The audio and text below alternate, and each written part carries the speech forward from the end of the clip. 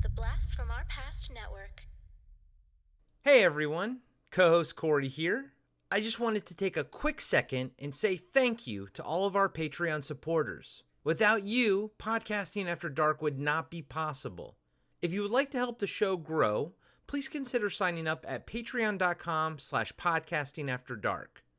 You can also support the show by purchasing one of our awesome t-shirt designs on our merch store at podcastingafterdark.com, or by picking up a copy of 7 Winters Alone by David Irons on paperback, hardback, or Kindle.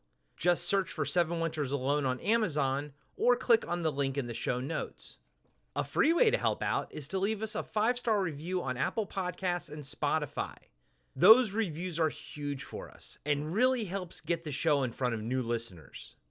Again, thank you all so much for the love and support you've given us over these past few years. It really means the world to us.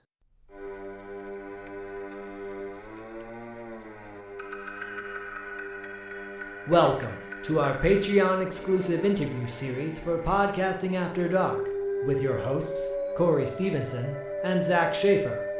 Tonight's interview is with the star of Chopping Mall, TV's Otherworld, and head of the class, actor Tony O'Dell.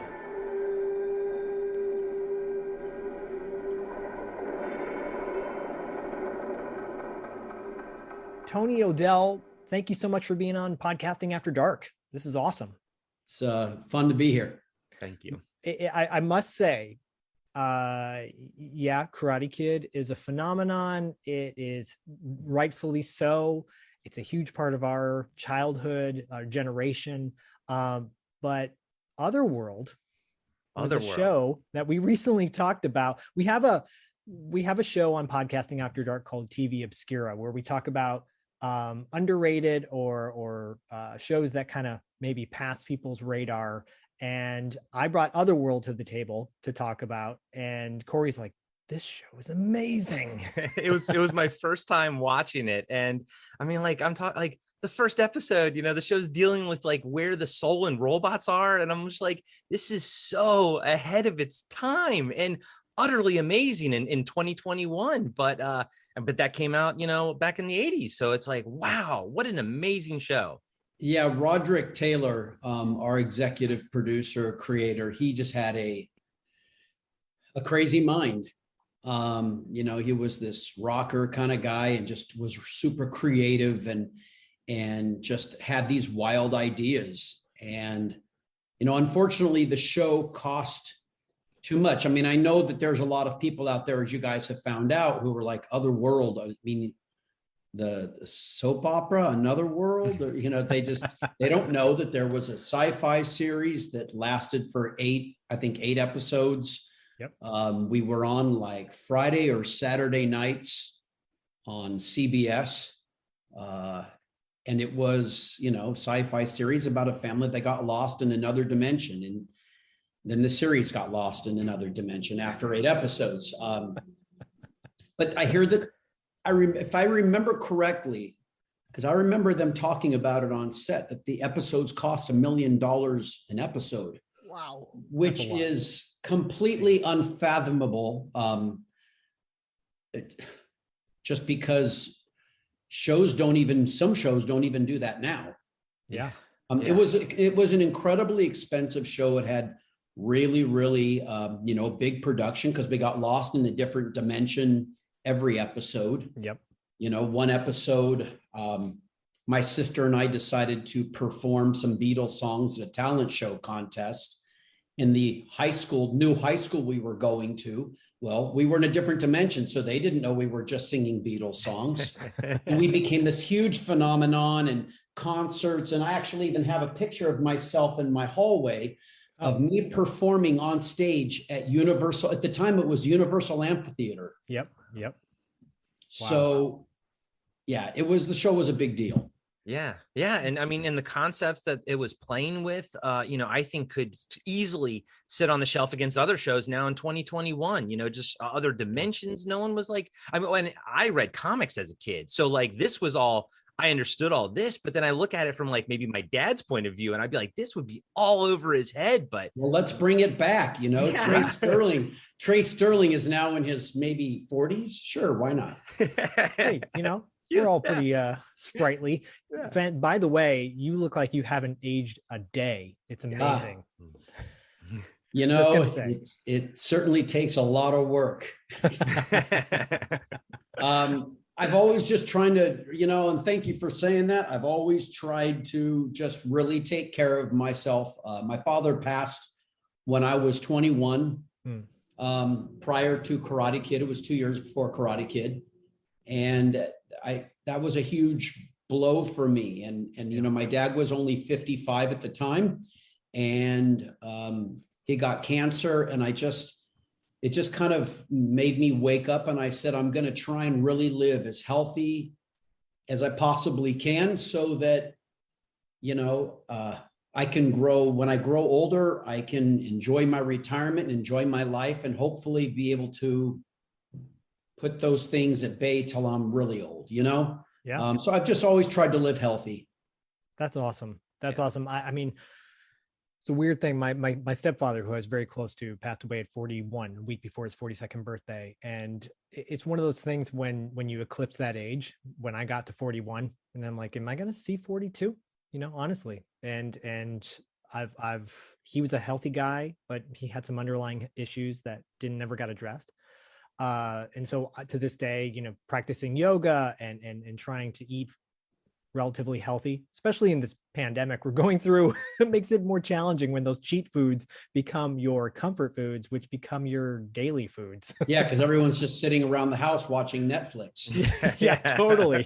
You know, and I got seriously into, I have, you know, 4 bikes. I have 2 hybrid bikes for the road, and then I have a spin bike, and I have, you know, and then I have an electric bike, which is fun. But aside from that, you know, before that happened, I was always into sports. So I was a competitive swimmer by the time I was 13. Oh, wow. So I was a competitive swimmer, diver, gymnast, and water polo player from the ages of like 13 to 18. And then I quit diving and just said, well, I'll never be as good as Greg Louganis. We were the same age. I was like, I'll never be as good as him because he's just crazy on the diving board. And I quit and said, I'm going to become an actor. And that's how it all started. Wow. So you went the route that on another podcast I run, I interviewed Mitch Gaylord, and he talked about how his career, you know, post the Olympics, his agent at the time saw one thing for him. It obviously changed along the way, but you went the route of like, well, I could become the next Olympic hero, or I could become an actor. And yeah, because becoming an actor is so much more safe. Yes, totally. Right? Than hitting your head on a diving board. Yeah.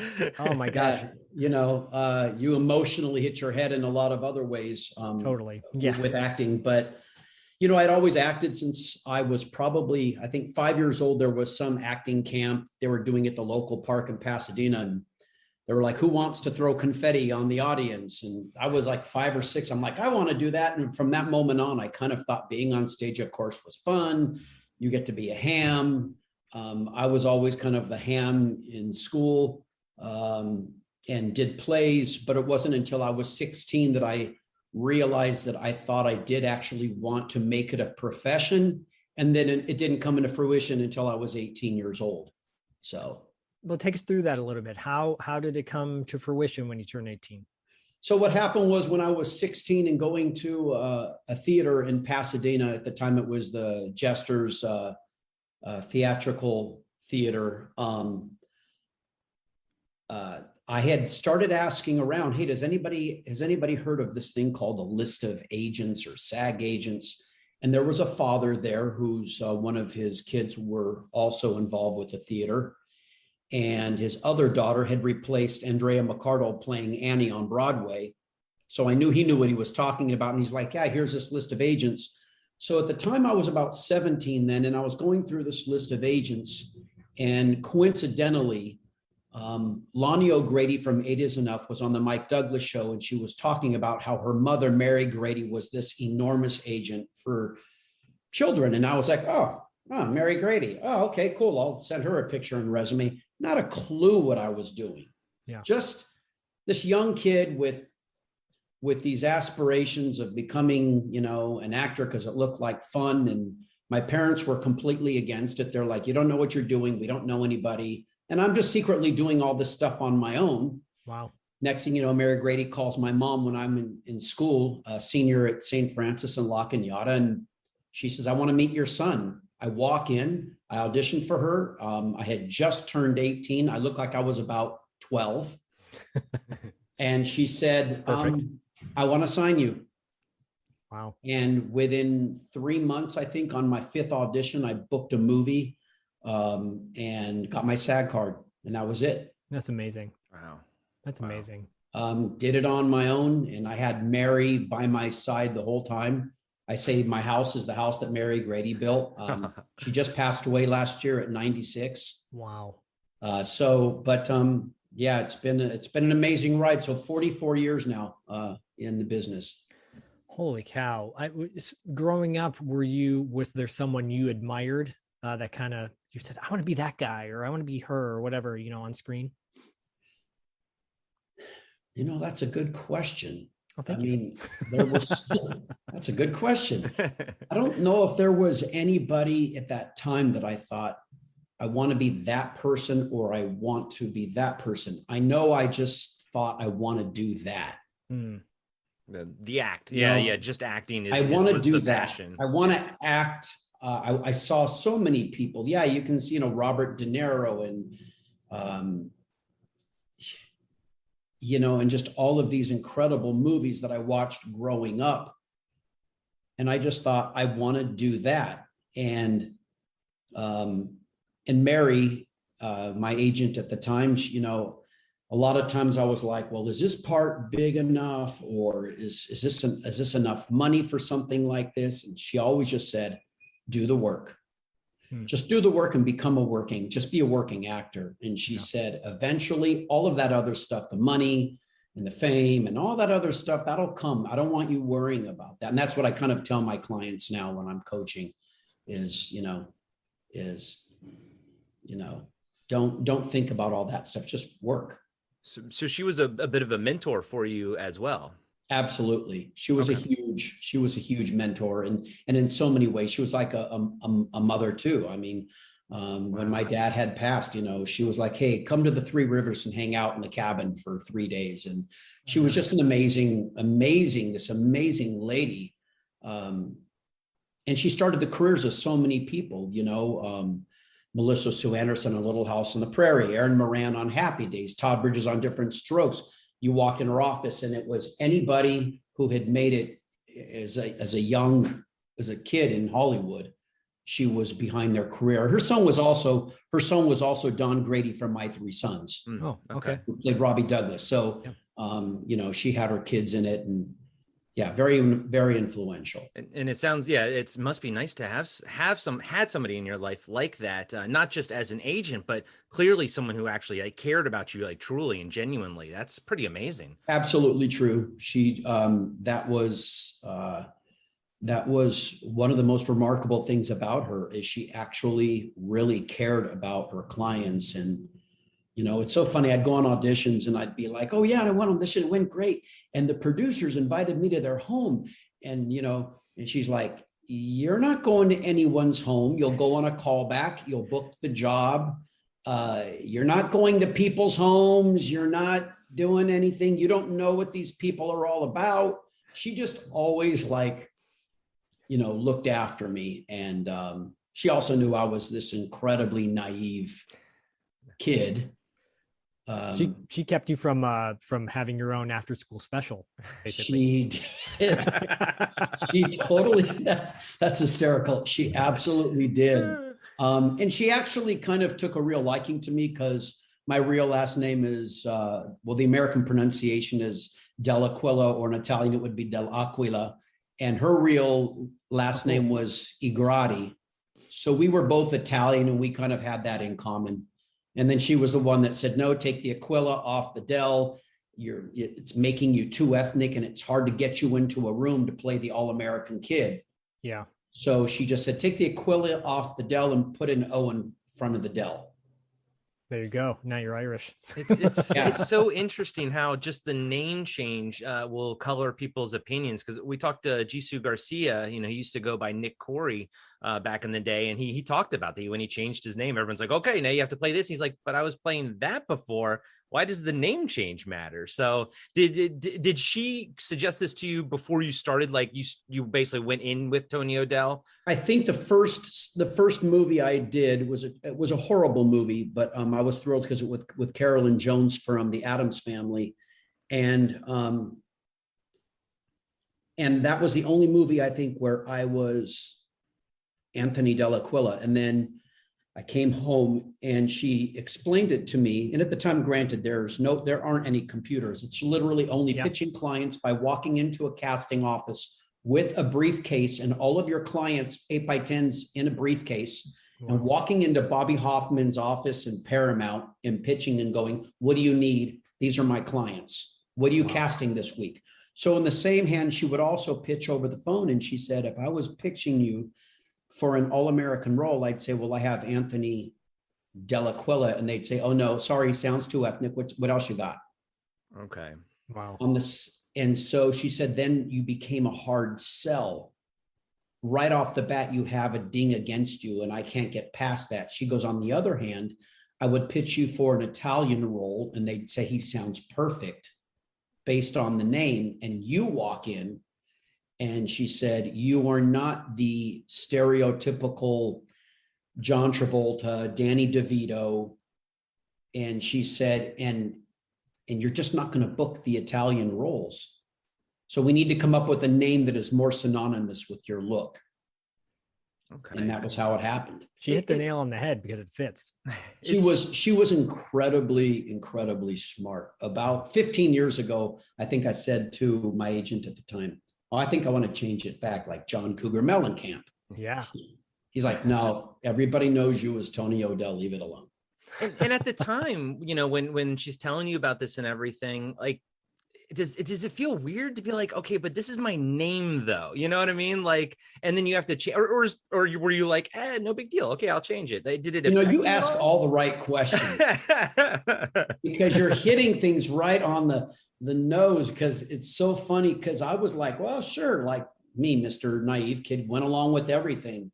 And I remember my mom telling my father at the dinner table, and she looked at him and she said, so Mary Grady wants to change Anthony's last name. And she wants to change it to O'Dell. And it was one of those moments like you would see in The Godfather or Sopranos or whatever, where my father was eating and he just took his fork and his knife and just like rested on the table. Oh boy. And looked at me and kind of shook his head and went back to eating. Mm. And it was just one of those quiet moments like, really? This is what's going to happen now, so he wasn't thrilled about it, but ultimately, was very proud from the things that he did see me do. Was incredibly proud of what I had started. Oh, that's good. That's great. So yeah, but it was one of those things where changing my name for me, I didn't think too much of it. But it affected him clearly. It affected him. Yeah. It's also such a generational thing too, I think nowadays. And there is such a, maybe not so much nowadays, but back in the day, there was so much power from a name and in the lineage and the culture. And I think in some ways that's still very relevant now, but it's just a different generation. I think of like my father, being kind of like tough like that, or my grandfather really, in that old school way. And there's something to be said for that though, There is. There's so much to be said about the old school way, and man, we could certainly use it today with a lot of the, our youth and just the way things in the direction things have gone. But no doubt. Yeah, it was a completely different time. Well, and now people can, like, as you said, she would have to call in and say your name. Now, obviously you can just deliver the IMDb page and people can see it. So do you find that nowadays for like young actors, and do they need to change their name as, I guess, as much as they had to before? You know what I mean? Is it as prevalent now? I mean, I get the idea of pitching when you're only pitching over the phone. They only have so much to go by. Yeah. But now you can have a different last name, or a name that's not necessarily really synonymous with your look, but they can look and see you right there. Yeah. Because everyone's got an Instagram page and everything. So you can be like, oh, here they are. Here's what they look like, There is something to be said about having a great stage name. I mean, I can sometimes meet someone, whether they're an actor or not. Hey, what's your name? And they say their name, and I'm like, oh my gosh, that is a great stage name, So I think it's a lot easier nowadays in terms of, just in terms of auditions coming really quickly. And I remember one time I completely said to Mary, I need to take a break, because I was going on 3-4 auditions in a day. She was throwing me all over the place. Wow. But, I would come home at 5 o'clock after being out all day auditioning, and she'd say, okay, now you have to drive to 20th Century Fox to go pick up the script, because tomorrow they're taking you straight to producers for something you haven't auditioned for. And it's 14 pages. Wow. And I'm like, by the time I get to 20th Century Fox, which is going to be an hour in traffic, and get home, I'm already fried. I can't even memorize 14 pages tonight. Yeah. And nowadays it's easy, because now they can, oh, great, you're perfect. Boom, here are the sides. They email them to you. Good. You're good to go. Yep. So at least you can, that fat has been trimmed in terms of having to do all the legwork just to go get the copy. Yeah. It was the hour traffic is still there, though. That'll always be there. That's still there, but at least that can be there on going to your audition. Yeah. Or your callback, not just to go pick up the sides or the script to study. Yeah. It is something that I don't think people always think about when they think about acting, especially back in the day, because there was so much behind the scenes hustle that you're constantly having to do. And you as a working actor, and it's so important, I think, to emphasize that, because as a working actor, it's consistent, right? It's like you got to keep those gigs going, versus you got that one big starring role and, oh my gosh, you're a superstar, but then you never work again, kind of thing. Yeah. And, Zach, she was putting me in for everything. She was putting me in for, she had me going, and I mean, I had done over 50 commercials. I was doing print work. I was doing TV. I was doing film. I was doing voiceover. I had an animated series for 2 years called, it was part of the Scooby-Doo Puppy Hour, where it's called The Puppy's Further Adventures. Yeah. I had, a series for 2 years with Nancy McKeon and Corey Feldman.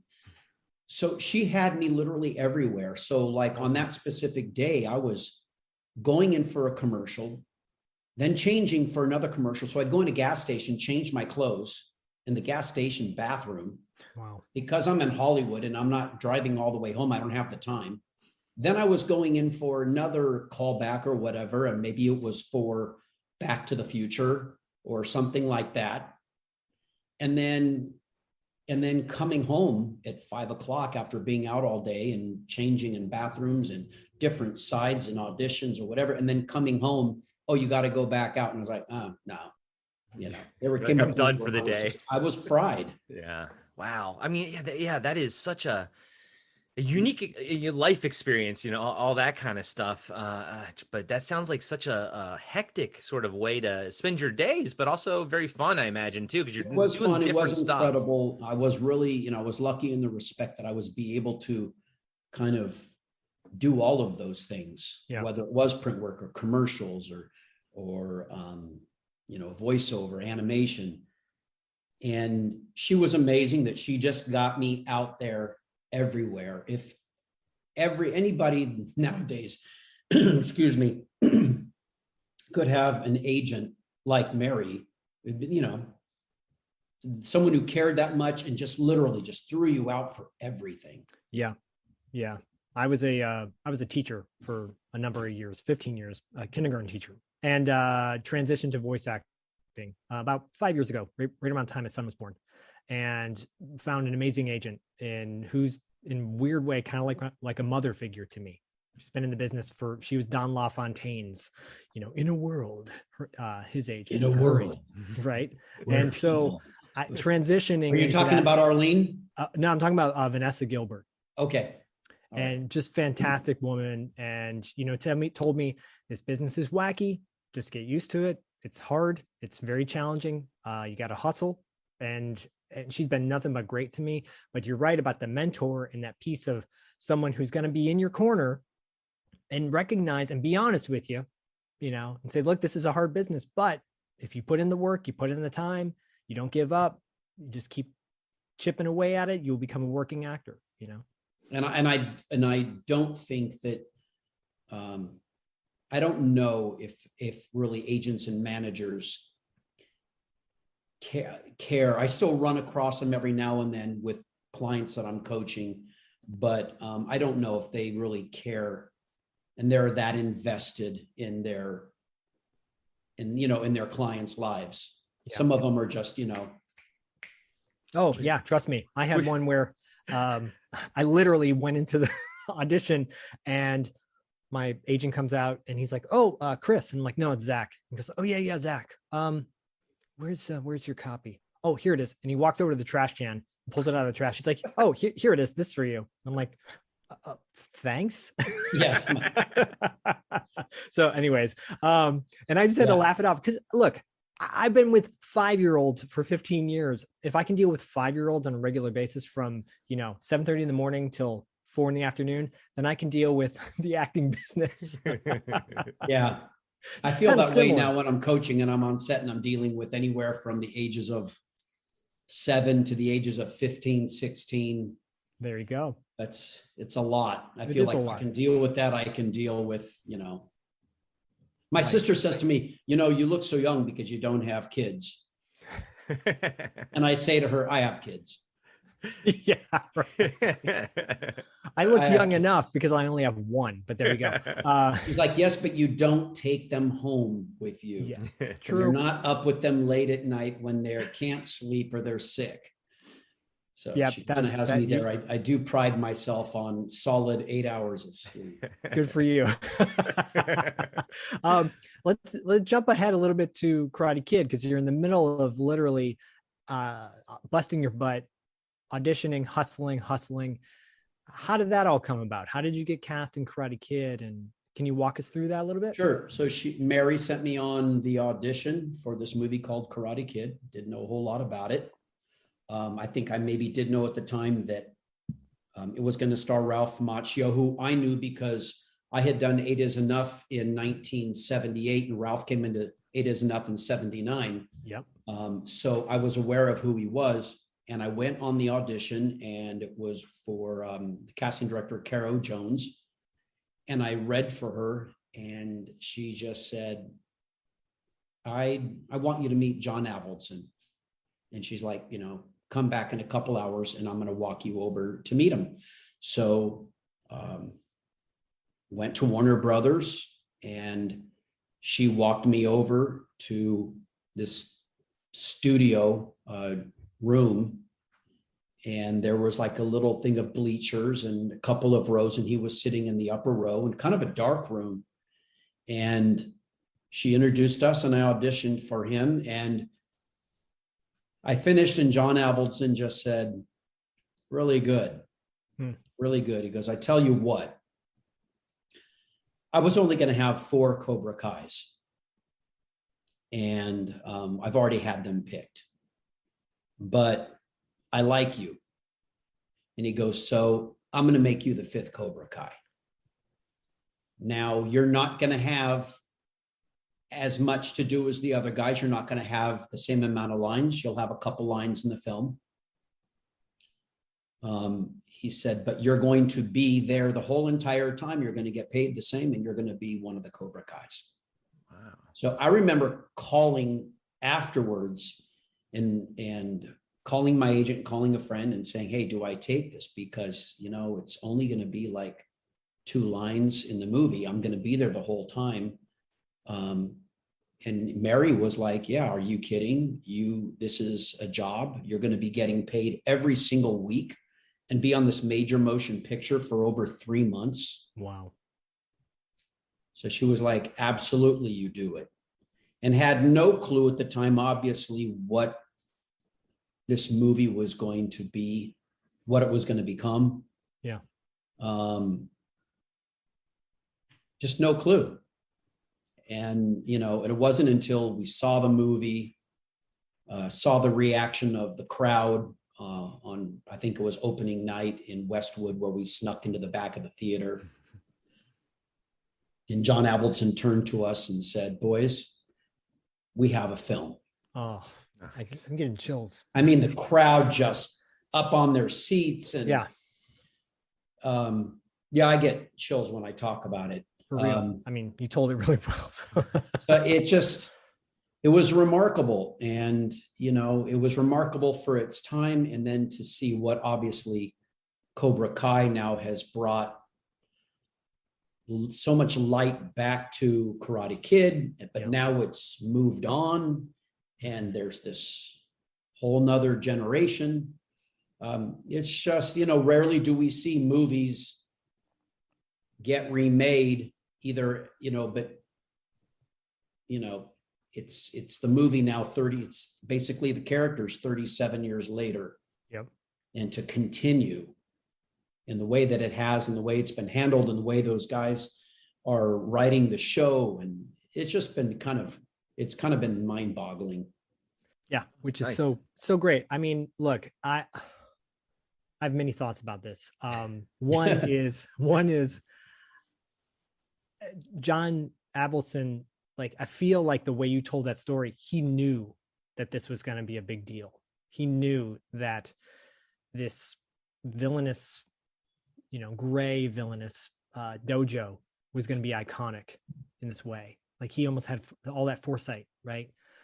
You as a young kid walking into this thing and your agent, obviously, Mary, like, knowing, right, do this and it's going to take off. Yeah.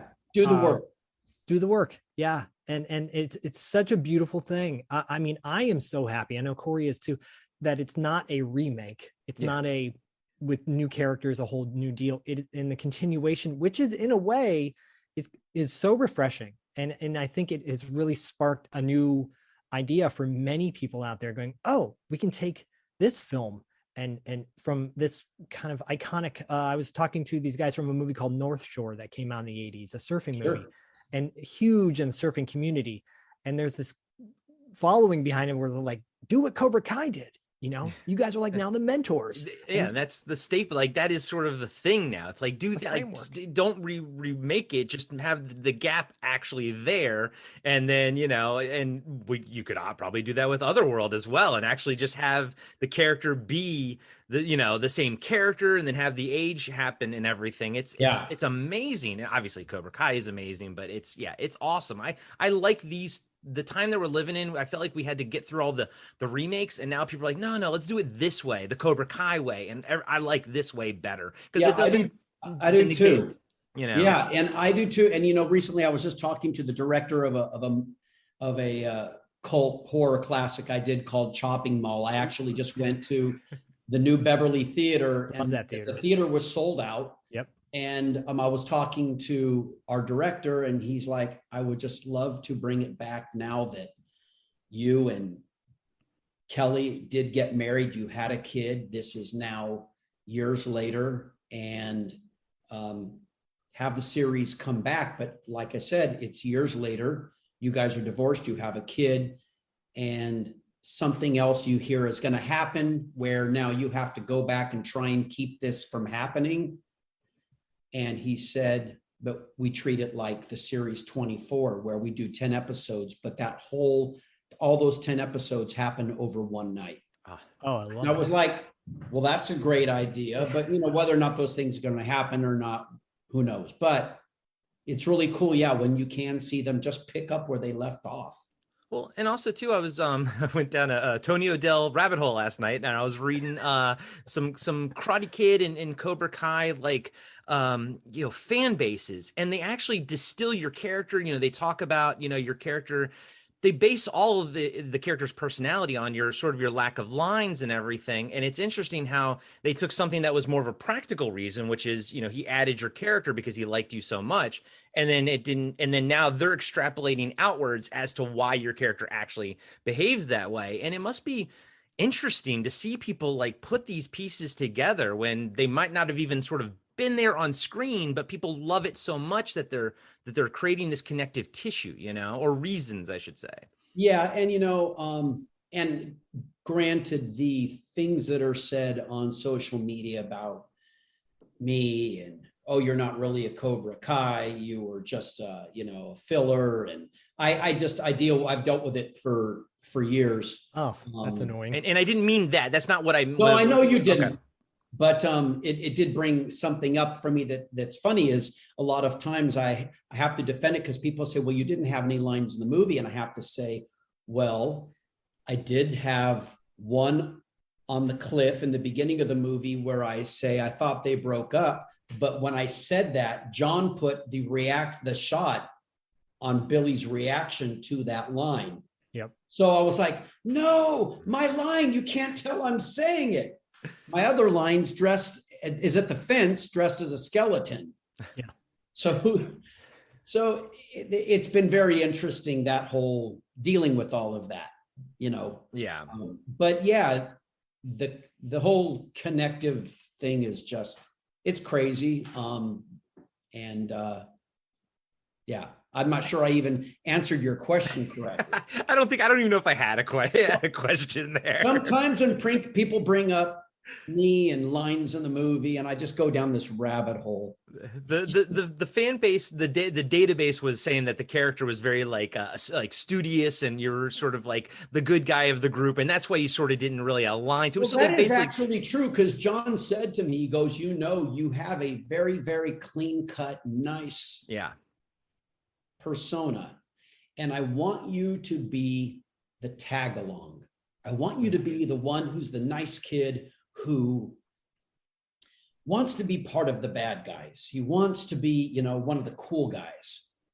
So that's really kind of how, you know, he saw me and what Jimmy was supposed to be. So very often, yeah, you'll see the guys or whatever, and I'll sometimes I am kind of like right behind them, and you know, he's the wannabe. He wants to be one of the cool guys. And the funny thing about that, because a lot of times, you know, as actors, you get into the part, and the guys got very into, when we were acting, kind of not necessarily pushing Jimmy to the side, but a lot of times I kind of felt like I was this kind of guy trying to, you know, weasel his way into the group.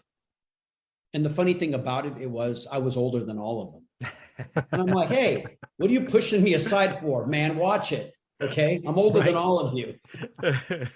There's something. I was 23 at the time, playing 16. Wow. Yeah. 17. That's crazy. That's crazy. And oftentimes on when we discuss movies on our show and we break down whether it's a TV show or a movie, we comment on how much older certain actors sometimes look when they're playing a teenager, but you fit right in. You did have that clean cut look. But you know, it's so relatable what you're talking about, the kid who wants to fit in with the cool group, just wants to be a part of it. So he feels like he's a part of it's so relatable. We deal with that now. Yeah, we deal with that now. We deal with that on a regular, maybe even more so now, where because of social media, we want to be a part of the cool group. They're touching on that in Cobra Kai, the series, with the young kids on the show, you know, wanting to not be an outcast anymore and just wanting to be a part of something.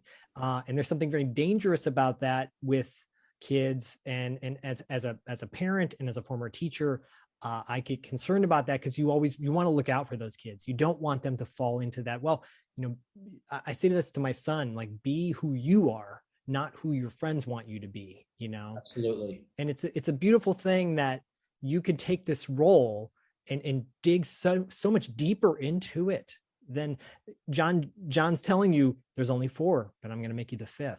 Like that is so that he's giving you that opportunity, right? To like dig deeper into this character and give it flesh, whether you have, 18 lines or one line, it doesn't matter. Like you made it your own. And here we are still talking about it 35 years later. What's even crazier is that Josh and John and Hayden, the creators of Cobra Kai, not only, I was so incredibly touched because not only did they, give me the opportunity to really bring Jimmy more to life in Cobra Kai. Yeah. They had me married, Jen and the kids send their love is something I say. And, so, okay, I'm like, okay, all right, cool. So he's married. He has a couple of kids. They're always brothers, but he hasn't probably hung out with these guys for a while. He's got his own life. Ron is Pastor Bobby, so he's busy being a pastor. Johnny is wrapped up in Johnny's life. So they gave me so much to work with. That's great. That really helped even take Jimmy even further and in the exact direction I think he really would have gone in. Yeah. And that's why when we were in the bar fight, hopefully people have seen this and I'm not spoiling something. Right. But when they had the bar fight, and the guy comes at me and I block his punch and I slug him in the gut. And I have that moment where I look at my hands like, yeah, I love it. That was something I threw in. Oh, it's great. When we were working the stunt out, I said, hey, can I pitch this? I show you this and then let's pitch it to the guys? Because I'd love to be able to do this because next thing he knows, he's with these guys. They end up in a bar and the next thing you know, they're in a bar fight. He hasn't done this in 30 years. But it comes back like muscle memory. Fitting that I hit the guy and I'm like, holy crap, I still got it. Yeah. And that's such a memorable scene. I mean, my wife and I watched and we were like, oh, that was great. That was a great character moment. So good. It was a lot of fun. And, my life a lot of my career has been about comedy just because after, being in head of the class, I've dealt with so much sitcom and comedy since then. And so I sometimes try and find a way to bring, it's fun to sometimes have those kinds of moments in the middle of that's reality though. That's reality. Yeah. We I have these friends that I see every year or so. And when we get together, it's like we want to start what we were doing back when we were in our early 20s, Yeah. And I'm like, I can't, guys, I'm going to tap out at 9:00 tonight. I'm going to bed at I can't do this anymore. But there's humor in life. And yeah, that scene stands out so much to us because, and wow, that was great. It's great that you just threw that in there and obviously it stayed with us. I was just thinking, what's in Jimmy's head? And it fits the character. It fits the character crap, perfectly. I haven't done this in years. Yeah. Oh my gosh, I still got it. Boom. My wife's going to get pissed at me when she sees my knuckles when I come home, Yeah, right. You mentioned the New Beverly. Corey and I have a fondness for the New Beverly cinema. We used to go there all the time back in the day. Corey's now in Oregon. I'm in Santa Monica. So the next time Corey comes down, after definitely got to go to New Beverly. But and I was so bummed that I missed that Chopping Mall screening because you guys were there, obviously, working with Jim Wynorski. He's quite an interesting guy, right? Would you say? Yeah. I think that's safe to say. Yeah. Jim is a very interesting guy. He's a hoot, man. He really is. I've seen him in interviews and read stuff of his, and his body of work is very diverse, quote unquote. But Chopping Mall is a big favorite of ours. Fun film. Very GIF worthy, GIF worthy or whatever you want to call it. I think it's great though that it's another film project that's getting a resurgence. Seems like it's gaining in popularity once again. The soundtrack is phenomenal, by the way. Mm-hmm. I'm a big movie score guy, and that Chopping Mall soundtrack has such a great synth wave score to it. Take us back with Chopping Mall. How was that a fun experience to work on? It was. Jim and I were just talking about this the other night at the Q&A. I just walked in and had this idea of who Ferdy would be. And it was actually after Karate Kid.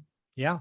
You know, for me, my job as an actor was just to kind of make myself fit into the character of the best way I knew how. And, you know, I walked in and had a pair of glasses on. And I think at the time I did wear my chino slacks that were way too tight and high water, you know, and Jim was like, "You're Ferdy." And I read for him, and boom, right there. I think it was right there that he's like, "No, you're my guy. You're my guy. You're Ferdy." And it was crazy doing the movie. We shot it at the Sherman Oaks Galleria, which is now more of an outdoor mall than indoor. Yeah. Rest in peace after the Northridge earthquake. Rest in peace, Sherman Oaks Galleria. Yeah. The exteriors were shot at the Beverly Center, but we were in that mall for I think 3 weeks, and I had to black out my apartment windows with foil because we arrived at the Galleria at, I want to say, 8 o'clock at night, and we worked the entire night. No, I didn't leave until 9 o'clock in the morning, and I saw workers arriving at the mall in the morning. So I had to go home and try and get to sleep, and then sleep during the day, and then wake up about 4 or 5 and do it all over again. Wow, that's brutal. That's brutal. You're a vampire. My niece actually tells me that. Like, are you a nighttime person now? Like, you're about to be 62, and she goes, "You're a vampire." Well, yeah. I mean, for those people that don't know, and obviously this is audio, but Tony does not look 62. No. I look 62. Yes, Zach does look more closer to 62. Hey, how dare you, Corey? Yeah, that's just wrong. It's, you know, not to say that when you're doing a film like that, you don't find some shopping store to curl up in a ball if you're not in a scene and try and fall asleep. Yeah. You're not working 24/7 from that moment you get there to the moment you go home. You know, you've got those breaks. And I mean, that's a time capsule in itself. And I like this premise. I like this idea of doing something now, whether it's a short series or a continuation of the story in a feature film atmosphere, whatever works. Because malls, the 80s are so, you know, our generation's making movies now, right? They're making television now. When we were all kids, there was this big emphasis on the 50s and the 60s because the people making the films were children of that time. And now the 80s is like everything's neon, and unfortunately it looks like the 90s are starting to toe dip into things now. And I go, oh, not the 90s. Grunge is coming back. Right? The 80s were iconic. Yes, they really were. The 80s were iconic for so many, in so many ways, you know, TV, films, music. I mean, to me, there was nothing like the 80s music. What are some of your favorite? Like going to concerts in the 80s. I went to go see Hall & Oates the other night at the Hollywood Bowl, who actually were really, really good. Nice. But I have to say, you know, I was turned around to a friend of mine and I said, "Man, I remember seeing Fleetwood Mac here in like 1982. Oh. And I mean, there is nothing more 80s than seeing Fleetwood Mac at the Hollywood Bowl, you know, or like if I went to go see Michael Jackson at the Forum, or, you know, or Madonna, whatever. Just the 80s were incredible in so many ways. When I first got to LA about 16 years ago, one of the first things I did was see Motley Crue play on Sunset Boulevard. They were all back together, even like Mick Mars and everything. And I was just like, I'm living the dream. You know, this is it. Seeing Motley Crue in Hollywood, you know? Yeah. You know, what's crazy is Van Halen played at my freshman dance before they were Van Halen. Yeah. Oh my God. Yeah. They played high schools. Yeah. Because I went to St. Francis on La Cañada. They played our freshman dance. That's wild. That's wild. Yeah, so that Dave was doing his split kicks in a gymnasium. That I can't quite remember. I think I was just like trying to figure out how to dance with my date, it's just, sorry, I ran a School of Also- Rock program at my school that I taught at in the Valley, and we had a big event to raise money for the school, and a lot of the parents were celebrities and musicians and whatnot, and so they put this super group together, these different guys from different bands and from people from Blondie and people from Guns N' Roses, and then they have me singing one of the songs, and I'm just like, are you kidding me right now? This is fantastic. Living the dream. Yeah, that's amazing. It's wild. It's wild. Yeah, there's nothing. My son loves 80s music and he loves everything 80s. And obviously I have a huge influence on that. But right now he's so immersed in that. And I talk to other parents and they're like, oh, my kid can't stand anything I listen to. They want to listen to BTK or whatever. And not BTK, I don't know what. I don't even know any of the new music out there. BTK is a serial killer, but then anyways, that's a whole other story. No, he's like, oh, put on that Go West song. And I'm like, oh yeah, let's listen to some Go West right now. But yeah, I think Chopping Mall should be redone as well. I know we've got a little bit of time left. Head of the Class. I want to talk about Head of the Class. Well, it's really crazy because I'm saying basically my whole life has been rebooted now. Yes, come on. Because Head of the Class is coming back. Oh, is it? It's going to be on HBO Max. It's going to be actually premiering soon. So they've I think they did 10 episodes. That's great. So Head of the Class is back. Karate Kid, Cobra Kai is back. Chopping Mall, who knows? That could be back. So yeah, everything has just come full circle. So it's been a really very interesting time for me. It keeps you relevant. Yeah. It's definitely been a lot of fun. Weekly, I'm talking about Karate Kid, or I'm talking about Head of the Class, or I'm talking about Chopping Mall. And it's just, they're also different too. You're not talking about Otherworld, except right here. And now Otherworld.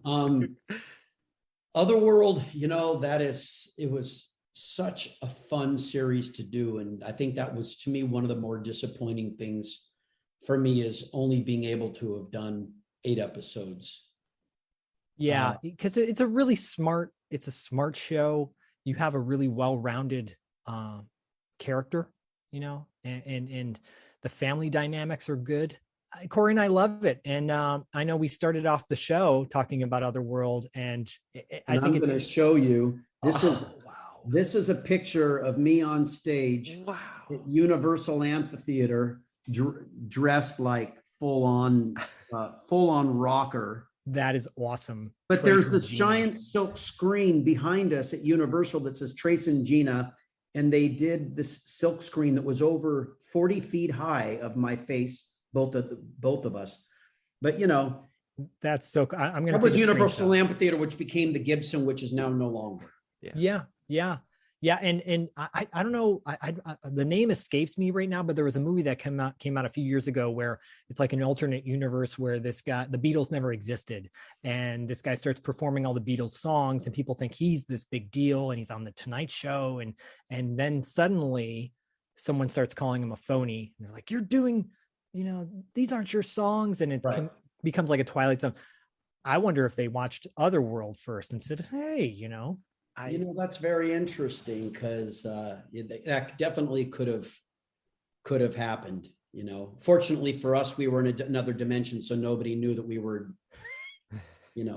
stealing Beatles songs. But you had a great guest starring cast on that show too. And in the first episode, Amanda Wiss, on my other podcast, $2 late fee, we put a funny video, the montage that you guys have, which is so fun. You did? Such a great montage. I love that One of montage. the by only the way, romance montages I've ever done in my life. well, if it's gonna be the only one, it's pretty darn good because I looked back at it and I'm like, oh really? I cut my finger here. Look, I mean, some of and then the two of us gallivanting down the hill holding hands. I love it. That's actually the hill on the back lot of Universal. Oh, really? Yeah, as you're approaching Barham Boulevard. Yeah. Yep. There were cars whisking by down below as we're both tripping down this hill. But yeah, I love Amanda. We had so much fun on that show. There is a version of that on YouTube that has the original commercials from KTLA or KCBS or whatever the CBS station was in 1980, whatever. And so in between breaks, all those commercials are there, and they're promoting different shows and all these car commercials. And it's a great time capsule. Wow. I'm like, I was blown away. Corey and I were like, wait a minute. Oh, this makes it even better. It's all the commercials in there. Yeah, that show needs to be remade. I just love, first of all, I love that you're on our show with us talking about your career and getting a sense of who you are as a person. And it is an honor, sincerely, to have you on our show and just to kind of trip down memory lane with you. Thanks, and thank you for giving your time to us, because your career is so expansive, and it's so much more than just Cobra Kai or Karate Kid, or it's so much more than just Head of the Class. It is this huge, beautiful arc. And the fact that you are in your 60s and continuing to work today and mentor other people, young people coming up, it's really a beautiful testament and a nice success story that you don't hear all that often from your generation, being a child actor of the 80s. Yeah, thanks. It's just, it's been pretty remarkable for me. And it's been, I really truly feel very blessed to have been able to have had the career I have. And it's not like I've done, I mean, one series for 5 years is great, but some people, do 3-4 series and they just, I wish I had done 10 movies like Karate Kid. But to have been able to have been in it and done it for this amount of time, and like you said, now be able to pass this on to my younger clients, and so many of them I am so proud of. Zendaya being one of them. I've worked with her for almost 11 years. Wow. And up until like Euphoria, we're still great friends. She's off doing her thing. I don't work with her on auditioning very much anymore because she doesn't really audition much anymore. She doesn't have to. But we're still tight. And I just saw her for her 25th birthday. And I've never seen anything happen like that before, where someone knew they were 13 years old and now 11 years later or 12 years later, the rise that she has made and the poise in the class and just the choices that she's made. And it just, it's awesome for me to be able to see people like her just flourish. And other clients of mine, Ariane, he's a young kid that I've been coaching, and he just finished a couple movies and right now he's doing something off Broadway. And fantastic. And, it's great to be able to pass it on. I will tell you, my son he's 7. He's just gotten into the Marvel universe and he's watching all the Marvel movies. And I ran a Greek mythology summer camp this past summer, where totally immersive, where all the I should have gone to that camp. Oh yeah, I mean, you would have loved it. So literally, it was 5 weeks outdoors, and each week was a different quest. And the kids, I had upwards of 40 kids, and I had actors, the counselors, and myself. We were actors as well. We were getting possessed, and we were battling minotaurs and Medusa and Perseus and Pandora. This whole gamut. My son went for all 5 weeks. Was not at all interested in Greek in anything besides Greek mythology, right? Right. But he had a great counselor and a former student of mine, which is a whole other story, who's now 21. And he was telling my son about Thor and Loki and Norwegian mythology. And so we come home after camp's over, and Bodhi goes, I think I want to check out Marvel Thor. And I'm like, okay. So that opened up the rabbit hole to all these Marvel movies.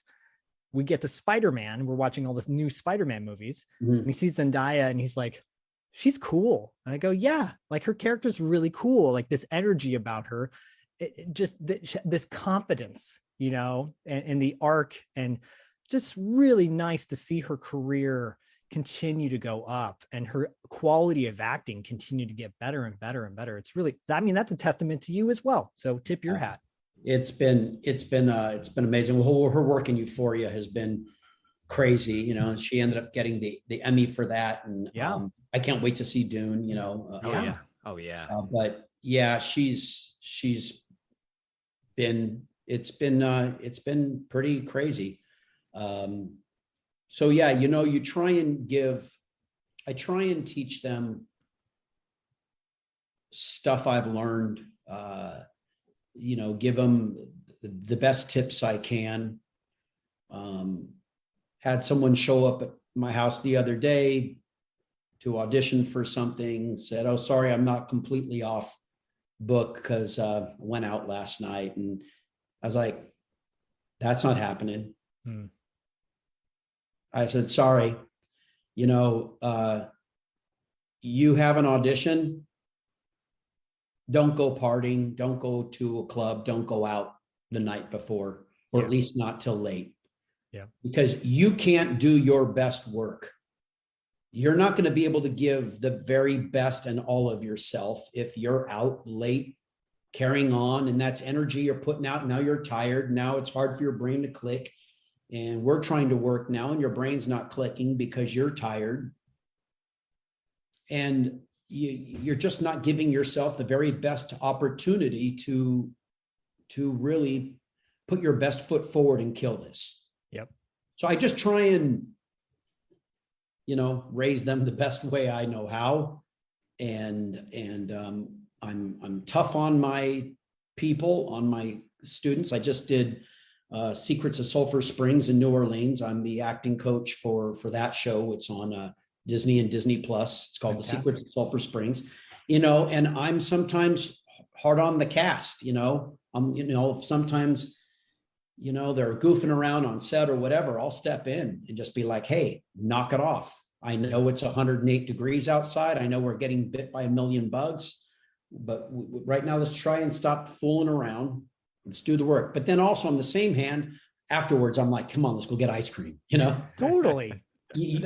I try and be that for them, is just, hey, I'm trying to be the great mentor who really teaches them and helps them, and I'm hard on them. On the same hand, I'm also going to be their good friend. Well, that's what a true mentor does. Yeah. A true mentor is someone who doesn't just sugarcoat everything and is the best buddy all the time. I've said to my son, I said, if I didn't love you, I wouldn't talk to you about these things I need to talk to you about. If I didn't love you, I'd let you do whatever the hell you want. You know, run around with nails in your hands, or, you know, Yeah, right. I do this because I care. Yeah. Exactly. If you care, you will mentor and try to shape them. I love that. It's beautiful. It's beautiful. Yeah. Yeah. And I tell my actors, you know what, when you're acting, let me see that whatever you're portraying or whatever you're playing, let me see that you care. Because if you're just kind of doing this scene kind of, you know, half-assed or whatever, not giving your all, why should the audience care? The audience is only going to care when they see you fully invested and you care. Yeah, totally. Oh, that's beautiful. So, Tony, thank you so much. This was truly, truly an honor. Really was. thank you, Corey, and thanks, Zach. You guys have been a hoot, and you certainly did your homework. I'll tell you that much. Well, yay. Because nothing is more embarrassing when someone hasn't, and they're like, "So, tell us about your life." Right. No, we're champion Otherworld here, so we're good. We're trying to bring it back. Well, thank you so much, and really sincerely, thank you for your time. Thanks, guys. It's been great, and best of luck to you guys as well. Thank Thank you. you, We'll talk to you Tony. soon. Okay, bye. Bye.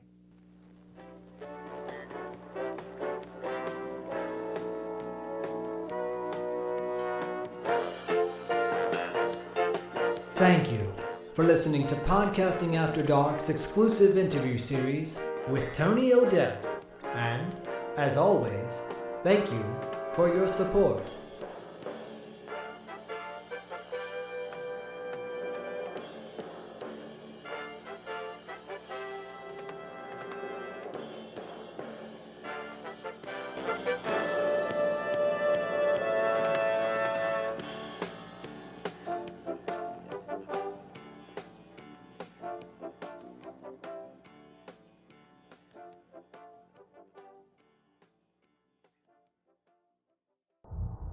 Imagine being one of the last people on Earth, being trapped alone with something not human.